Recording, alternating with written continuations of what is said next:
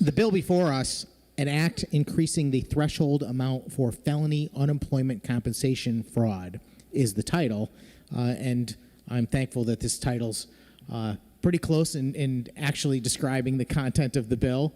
That doesn't always happen, but in this case, I think it's quite accurate. I want to start by saying it's somewhat ironic that we've had, this is the second labor bill that we've debated today. The first labor bill was all about increasing the penalty for potentially violating the prevailing wage. And it was described as a deterrent because we do not encourage that behavior. But yet this bill is designed to reduce effectively the penalty for someone who commits fraud against our unemployment system. So I think that's remarkable that we'd have two bills back to back that are effectively trying to encourage behavior from our constituents, and one is certainly using a deterrent to prevent something that is considered bad behavior, which is the protection of union labor, and the other one is effectively to reduce the penalty for those people who commit fraud. I don't know what you can really say about this bill other than to be very, very clear about what we are voting on. It's a short bill.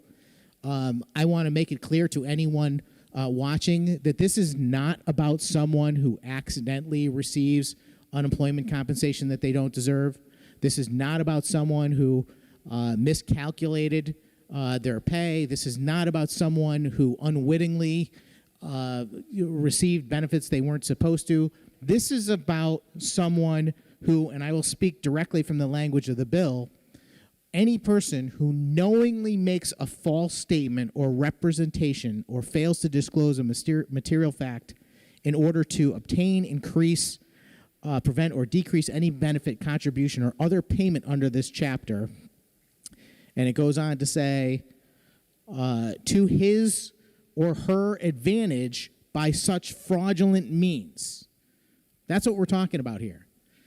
And the current law says that if you defraud the unemployment compensation fund to a tune of $500 or more, you have the stiffer penalty of a Class D felony. And what's being proposed here by the leadership of the Labor Committee is that we reduce that penalty to a Class A misdemeanor and change the threshold from that $500 amount to $2,000. And I understand that there's an argument that this would align penalties with other parts of our statute, but it just surprises me that in this day and age we would effectively say that it's less important to punish folks that have only defrauded $1,999 from the unemployment compensation fund versus $2,000. It's a simple question, effectively. So we're going to be faced with a vote here in a second, and I just want to be clear that a yes vote is an affirmative step towards diminishing the penalty for fraud in the state of Connecticut. I'll be voting no. Thank you, Madam Chairman. Thank you, Senator Sampson. Will you remark further on the bill before?